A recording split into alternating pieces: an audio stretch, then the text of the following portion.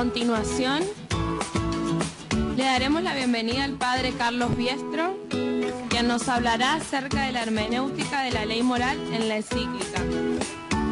El padre Carlos Biestro estudió filosofía en Buenos Aires, fue ordenado sacerdote en Paraná, fue profesor en varios seminarios. Actualmente enseña en el seminario del Instituto del Verbo Encarnado. Escribió varios libros, entre ellos 2 de la Santísima Virgen María. Participó en Inglaterra de 3 congresos de Mariología. Tiene a su cargo la edición del Padre Castellani. Su labor docente nos ayuda e ilumina a entender muchas de las dificultades del hombre contemporáneo. Entre las muchas conferencias que dio, nombramos solamente algunas. Por ejemplo, Pensar la patria desde el pensamiento del Padre Castellani, el devastador paso del comunismo, el nominalismo, y Humberto Eco, la Santísima Virgen, presentación libro El árbol de la sabiduría, entre otros. Por eso lo recibimos con un fuerte aplauso.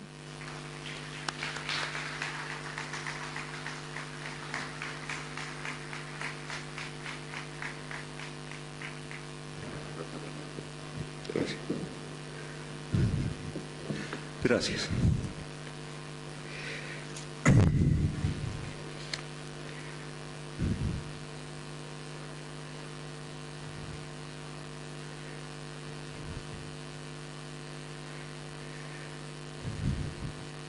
Bien, en estos 50 años de la encíclica Humanae Vitae, en la que Paulo VI trató de dar respuesta a la grave cuestión de la transmisión de la vida humana,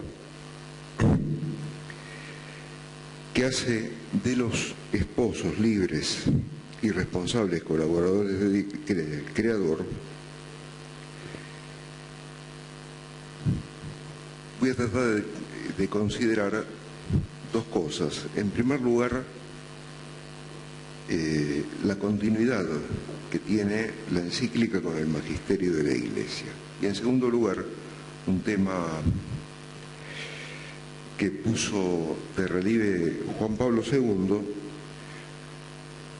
cuando dijo que la encíclica mostraba la verdadera naturaleza del amor humano.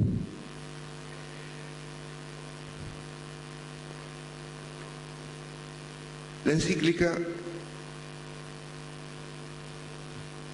insistía en los 2 significados de la unión conyugal: unión y procreación. Y se encontró con una fuerte oposición, tanto fuera como dentro de la Iglesia. La encíclica fue promulgada en el 68, que fue el año de la de la revolución universitaria, que se extendió en toda Europa. No fue un acontecimiento casual, sino planeado. El ideólogo de ese movimiento fue Marcuse, que pertenecía a la escuela de Frankfurt, la cual desde hacía décadas se estaba dedicando a planear el desmantelamiento cultural de Occidente. Esa escuela de Frankfurt, financiada por muy poderosos millonarios, grandes millonarios que manejan las finanzas mundiales, es, entre otras cosas, responsable de la revolución musical que empezó en la década del 50 y bueno, se extiende hasta el día de hoy. Bien,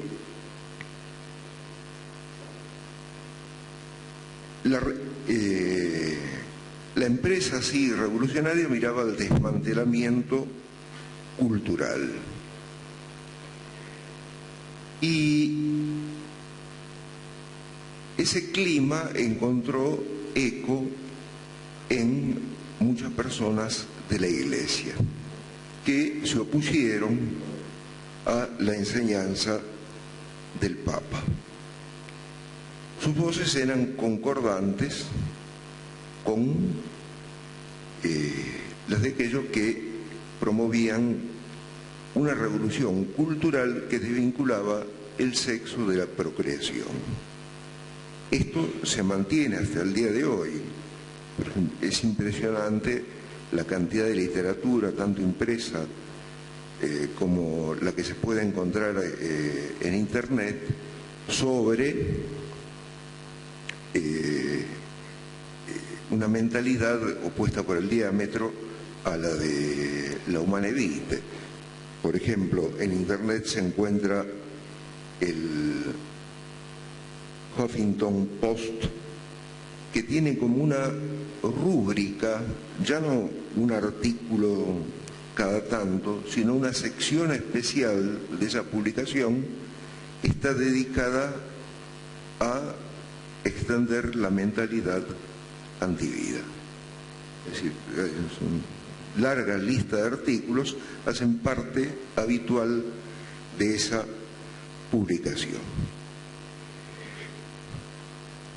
Bueno, el Papa Paulo VI, cuando publicó este documento, se quedó prácticamente solo, lo apoyaron muy pocos. Recuerdo, por ejemplo, en aquella época, una revista que pasaba por oficialmente católica en la Argentina, Criterio, uno que entonces era sacerdote, padre Mejía, después llegó a cardenal, es decir, publicó en la revista un artículo contra el Papa. Le respondió el padre Membielde de la revista del padre Castellani, Jauja, en un artículo que alguno recordará: si un ciego guía a otro ciego. Bien, la encíclica no solo defendía el magisterio tradicional de la Iglesia, sino que se apoyaba en la ley natural. ¿Existe la ley natural? Muchos la niegan. Bueno, existirá ley natural si hay naturaleza, y es evidentemente que hay naturaleza, o sea que los seres de este mundo, cada uno tiene una naturaleza específica.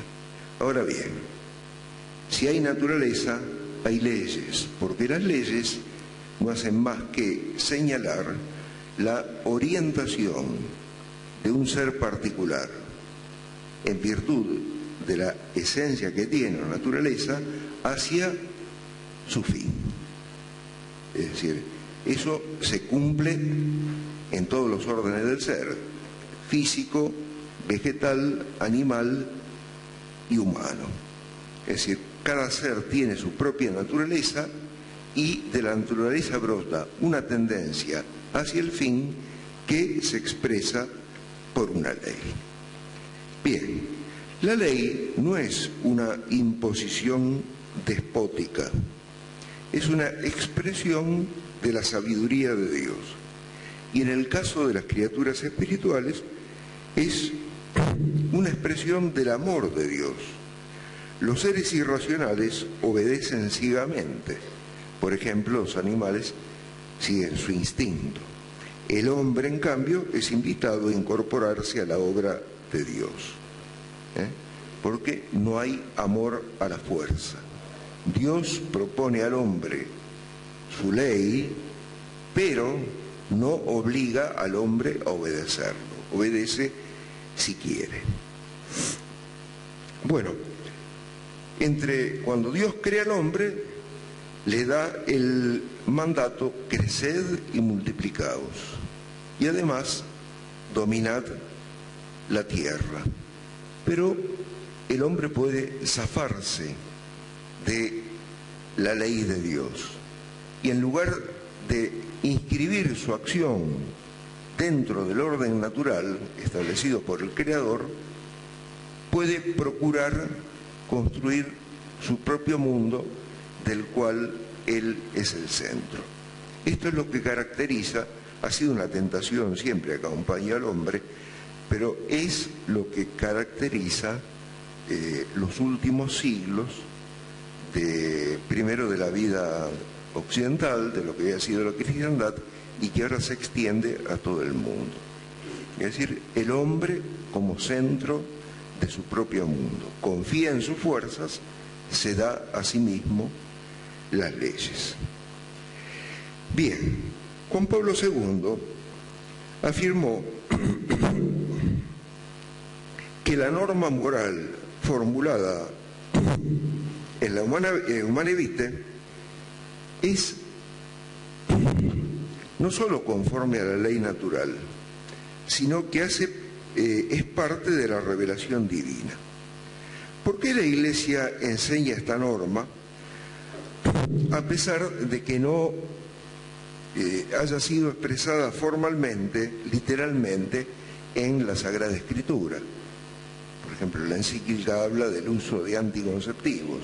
Bien, cuando fue primero transmitido oralmente y luego escrita la Sagrada Escritura, no existían pastillas anticonceptivas. Bien,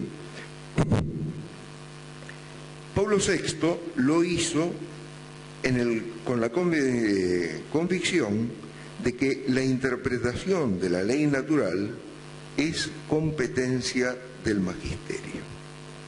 Podemos decir todavía más, aun si la norma moral no se encuentra literalmente en la Sagrada Escritura, sin embargo, está contenida en la tradición. Y, como escribió Pablo VI, la tradición es expuesta a los fieles a través del magisterio. Y resulta que esta norma corresponde al conjunto de la doctrina revelada contenida en sus fuentes bíblicas. A través de la encíclica Humanae Vitae, la Iglesia no hace más que transmitir aquello que ha recibido de Dios. La norma moral de la Humanae Vitae pertenece no solamente a la ley moral natural, de la que antes hablamos, sino también al orden moral que Dios ha revelado. Por lo tanto, se puede afirmar que Dios mismo se ha tomado el trabajo de revelarnos el camino hacia la verdadera felicidad y el bien de la unión de los cónyuges. Estas afirmaciones se prestan a una doble interpretación errónea. El primer error con respecto a la enseñanza de la Iglesia sería que la Iglesia impone a los fieles una carga insoportable, un fardo muy pesado que, es decir, parece incompatible con su libertad. Bien, esta idea es falsa. La Iglesia no hace más que transmitir la verdad recibida de Dios y conocida por la razón. Ahora, no es la razón la que nos hace libres, sino la verdad la que nos hace libres. Es decir, cuando la Iglesia señala a los cónyuges este camino, es decir, los invita o les recuerda que no están solos en ese camino a recorrer. Cuentan, si recurren a ella, a la gracia de Dios. Además, San Pablo dice, todo lo puedo en aquel que me conforta. La Iglesia no enseña que los matrimonios deben cargarse de hijos, sino recibir cuantos permite la salud y las circunstancias materiales, económicas de los cónyuges. El segundo error de evitar se encuentra en los teólogos y moralistas que tienen una mentalidad relativistas. Aceptan en principio la ley de Dios, pero dicen que hay circunstancias en que las personas quedan exentas de obligarlas porque no son contempladas quedan exentas de observar la ley de Dios porque, es decir, no son contempladas por esa ley que es general, pero no se refiere a cada caso en particular. Bien, lo que el magisterio enseña es que no existe ninguna situación en la cual la norma sería imposible de poner en práctica, porque en efecto esto implicaría que el Creador se contradiga y nos pida, nos enseñe por una parte un orden sabio y por otra parte permita circunstancias en que no son consideradas por ese orden. La doctrina enseñada por la Iglesia no es una doctrina inventada por los hombres, pero ha sido inscrita en nosotros, en la persona humana y en la naturaleza humana, por la mano creadora de Dios, y ha sido confirmada por Dios mismo en la revelación. Así que, apreciando la Humanae Vitae, nosotros anunciamos la buena noticia de la santidad conyugal. El Señor, que fue intransigente con respecto al mal, es benigno con respecto a las personas, pero la benignidad sin la verdad no existe, porque Dios es la verdad. Bien, la segunda parte se refiere a que la encíclica enseña la verdadera naturaleza del amor humano, especialmente del amor conyugal. El error más común con respecto a la consideración del amor del que el hombre es capaz es el del materialismo, que ve en el hombre solamente un animal, o en todo caso un autómata movido por fuerzas que no proceden del interior de sí mismo, como por ejemplo para una consideración economicista o sociologista del hombre, son siempre fuerzas, es decir, que proceden o fuera de él o de una región tan profunda de él, como en el caso de cierta psicología, que él no tiene dominio sobre esas pulsiones que lo lanzan a obrar.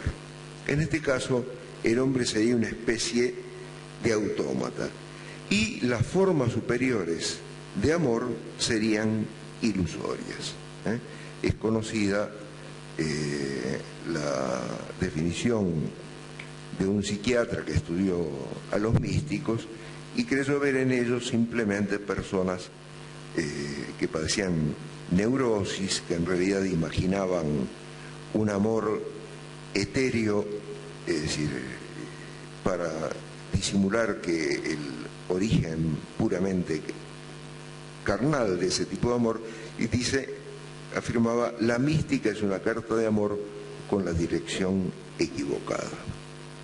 Bien, el hombre no sería capaz de otro amor que el que conocen los animales, pero es demasiado evidente que el hombre no es solamente un animal más.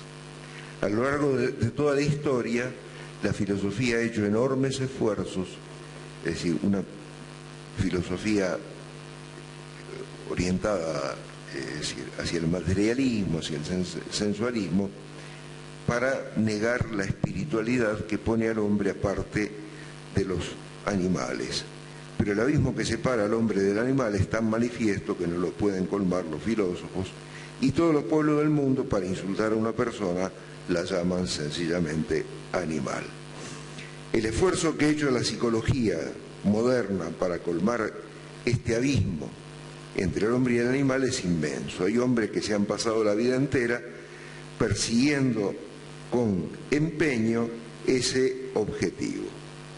Hay una cantidad enorme de trabajo científico tratando de demostrar que al fin y al cabo el hombre es un animal, pero son investigaciones interesadas, pagadas, hay fuertes intereses en reducir al hombre a la pura animalidad, porque entonces es manejable como un animal más. Bien, un científico que pasa por ser materialista, Pavlov, el de los reflejos condicionados, después de haber estudiado la actividad nerviosa de los animales superiores, afirma: es justamente la actividad nerviosa del animal, determinada por medios científicos de las ciencias naturales, la que elimina de manera tan neta y tan sorprendente al hombre del número de los simples animales y los coloca tan incomparablemente alto sobre la escala del mundo animal. Decimos que la humana Evita insistió en la verdadera naturaleza del amor conyugal, que es amarse en cuerpo y alma, porque tomó en cuenta esta dirección, este plano que habitualmente no toman en cuenta los que resisten la encíclica. Ven al hombre simplemente como una cosa material y nada más, y claro, no pueden entender, es decir, los valores que defiende el documento del Papa. La encíclica enseña el sentido espiritual de la vida sexual, entre otras cosas. Si bien en el hombre el sexo no surge del espíritu, sin embargo, compromete niveles superiores de índole espiritual, porque la sexualidad afecta a la totalidad del hombre y el hombre es uno, cuerpo y espíritu. Aunque la sexualidad siga al cuerpo, sin embargo no es un cuerpo divorciado del espíritu, así que está ahí para ser asumida por el espíritu. Lo espiritual asume la vida animal. El hombre es el único viviente en el que confluyen espíritu y materia, el tan conocido microcosmos del que hablaron en la antigüedad los filósofos. La persona humana es sexuada como persona en virtud de la unidad sustancial de cuerpo y alma. Esta es una característica de lo que Maritain llamó espíritu en su condición carnal. Nosotros quisiéramos analizar los fundamentos teológicos de la espiritualidad del sexo. En primer lugar, ver cómo el espíritu puede asumir los impulsos de la sensibilidad y luego ver cómo el mismo espíritu puede ser asumido por un nivel superior, sobrenatural. Bien, esa unidad sustancial del espíritu y del cuerpo en un solo hombre se expresa en que también hay unidad de sus actividades, de su, tendencias apetitivas superiores, las que siguen al espíritu, y sus tendencias apetitivas inferiores, las que siguen al cuerpo. El punto de contacto es el corazón. Ahí se unen. El corazón representa en la antigüedad, es decir, esa confluencia de ambas tendencias, lo superior y lo inferior. Ahora, es decir, no es que simplemente una está al lado de la otra, sino que lo superior debe asumir lo inferior, sin por ello secarlo o inhibirlo, como entendió una ética que pasaba por ser cristiana, pero que era simplemente puritana, es decir, no tenía nada que ver con el cristianismo, que creyó que la virtud consistía en inhibir o secar la vida afectiva humana. Esta asunción o esta ordenación del inferior por lo superior no tiene nada que ver con la sublimación freudiana. La sublimación freudiana cree que lo real es el instinto y todos los demás son enmascaramientos del instinto. No. Es decir, hay una tendencia inferior que sigue al cuerpo, pero no es la única, sino que el espíritu tiene sus propias tendencias y ambas pueden vincularse, ordenando el espíritu a, la vida instintiva y a la afectividad. Es decir, la necesidad de esa ordenación lo vemos porque de otra manera la exigencia del amor queda insatisfecha. El amor busca la unión. Ahora bien, si el hombre solamente atiende a su vida instintiva para lograr esa unión, es decir, puede llegar a procrear, pero no a unirse con la otra persona, porque cuenta únicamente con el cuerpo. El cuerpo es el órgano del contacto con los demás, pero es también el órgano de la separación. Estas dos manos pueden llegar tan próximas como se quieran, pero nunca se logrará que una mano se identifique con la otra. El cuerpo nos une con los demás, pero el cuerpo también nos separa de los demás. Los cuerpos son impenetrables y el amor busca la unión. En cambio, en el orden espiritual se puede dar esa unión, porque esa separación necesaria entre cuerpo y cuerpo no se da en el orden del espíritu. La amistad es definida como, es decir, aquello por lo cual dos se convierten en uno. Y recordemos que la amistad superior que hay en este mundo, en el orden natural, es la amistad conyugal, la que se da entre, o tendría que darse, entre los esposos. Esa unión únicamente puede lograrse en el plano espiritual. Con esta paradoja, que cuando se llega a la maduración personal que permite entregarse espiritualmente al otro y aceptar la entrega espiritual del otro, es decir, la unión puramente corporal queda trascendida y sin embargo, es decir, participa del gozo, es decir, de la unión de los espíritus, un gozo que es superior a cualquier forma de placer animal.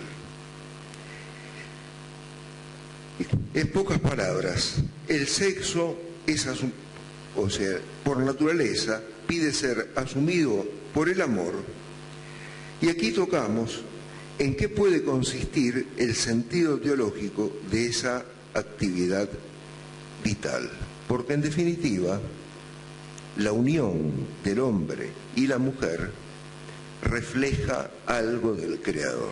La Sagrada Escritura nos dice: los creó varón y mujer, los creó a su imagen y semejanza.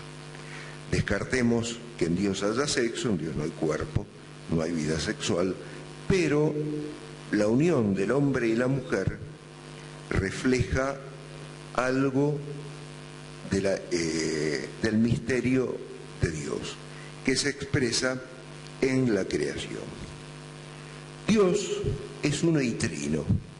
Y ya a los antiguos les llamó la atención, es decir, fuera de los que vivían fuera del ámbito de la revelación, los griegos, por ejemplo, los pitagóricos, les llamó la atención que la realidad estaba constituida como por pares, por díadas par, impar, finito, infinito, frío, caliente, seco, húmedo, bueno, masculino, femenino, bueno, etcétera. Elaboraron largas listas de, es decir, díadas, dualidades. ¿Cuál podía ser el sentido de esto?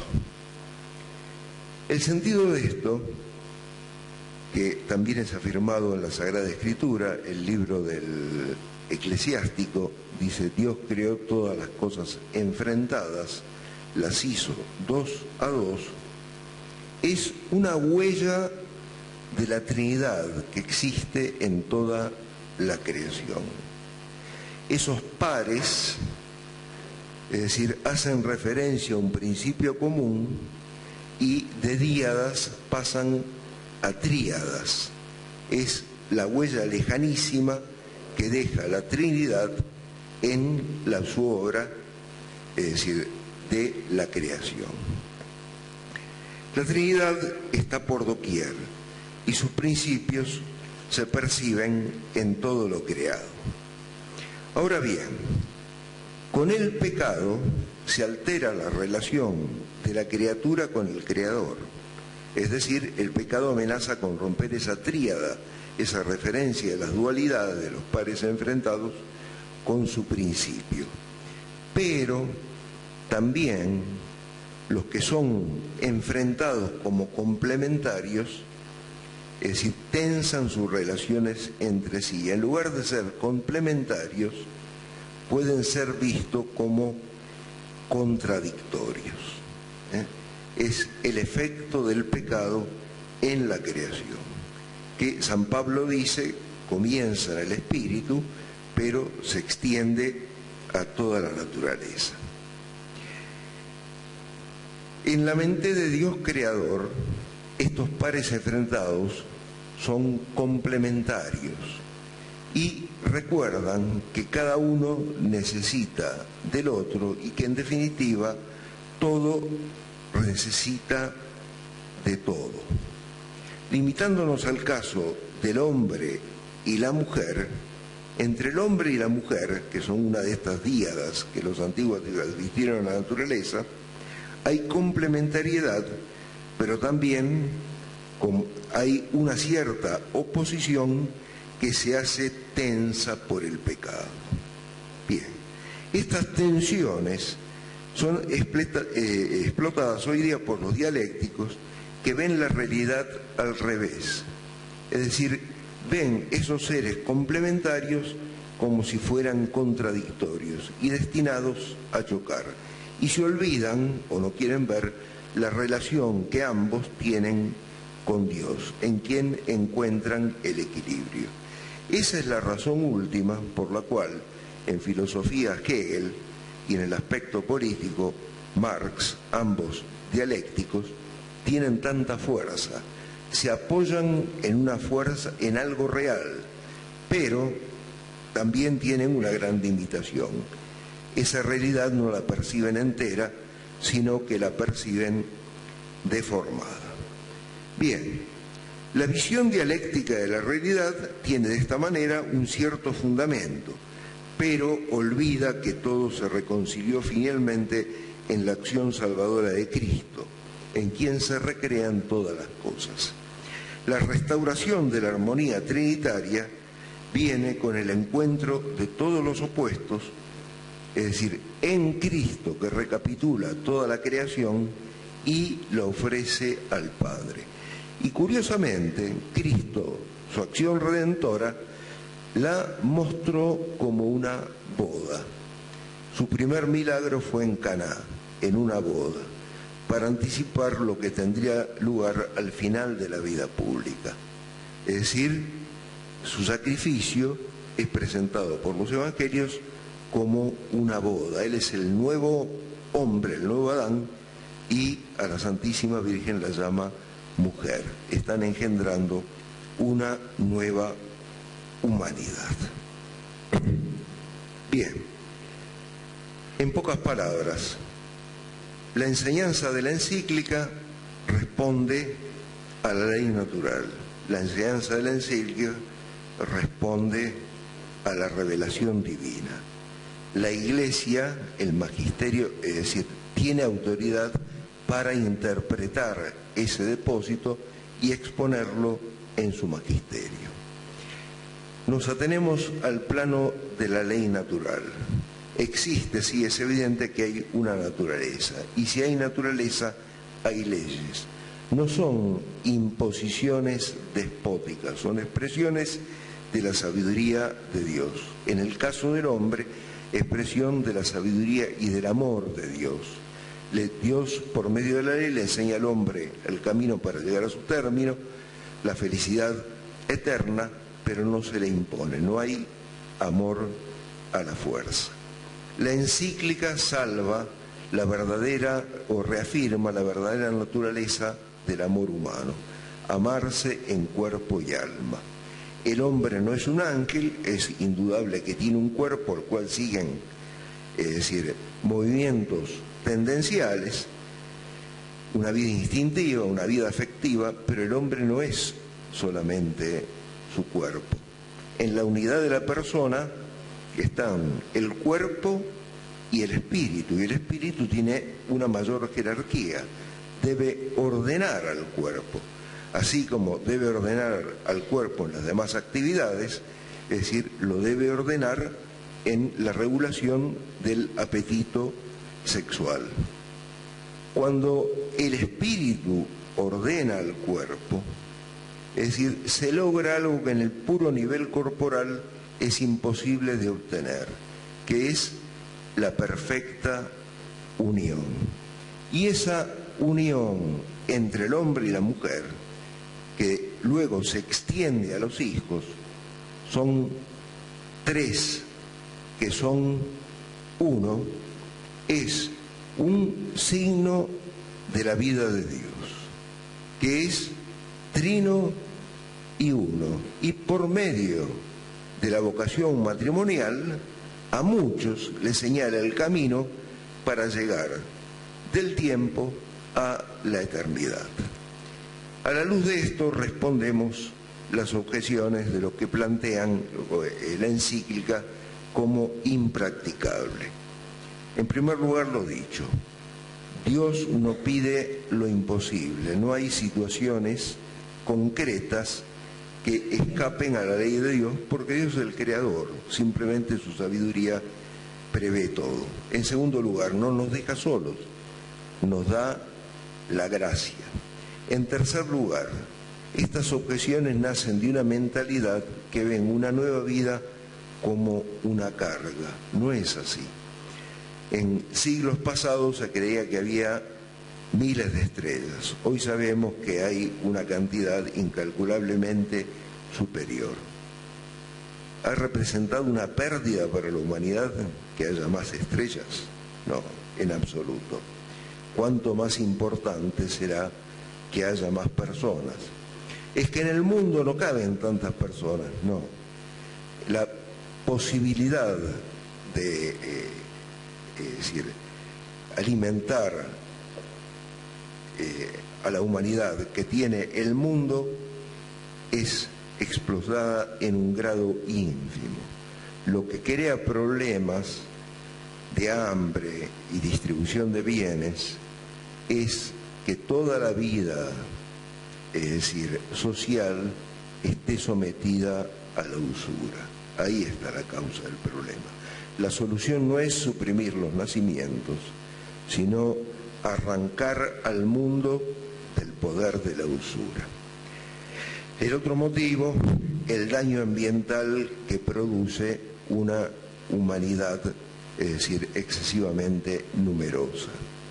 El gran daño ambiental lo produce una actividad humana que está totalmente ordenada al lucro, en la que el hombre no actúa como colaborador de Dios, sino que se siente dueño del mundo y lo depreda. Esa es la solución para las cuestiones medioambientales, cambiar la mentalidad humana para que el hombre deje de ser depredador. la causa de los problemas ambientales no es la excesiva cantidad de personas. Vivimos, para terminar, penetrados por el don de Dios, uno y trino, e invitados a participar de su vida. La parábola del convite de bodas, de la vida eterna, ¿no?, que Cristo en el Evangelio presenta por la parábola del convite de bodas. Quienes tienen vocación matrimonial, en tal estado tienen el camino que lleva a Dios. Pero el cumplimiento de esa vocación no es posible si no se cumple con lo que el obispo Fulton Sheen expresó con su feliz fórmula: 3 to get married. Se necesitan 3 para casarse. Dios debe estar presente entre los esposos, santificando su vida matrimonial y bendiciendo luego la pequeña sociedad familiar que se crea y que desde ahí extiende y ordena sus amores a todas las cosas, el medio en que nace, la tradición que recibe, el idioma que aprenden los niños que vienen a este mundo, en fin. De la familia, la primera sociedad se irradia al resto de la sociedad y permite que todo eso ordenado y santificado nos ayude a llegar a Dios y a cumplir con nuestra vocación. Eso es todo.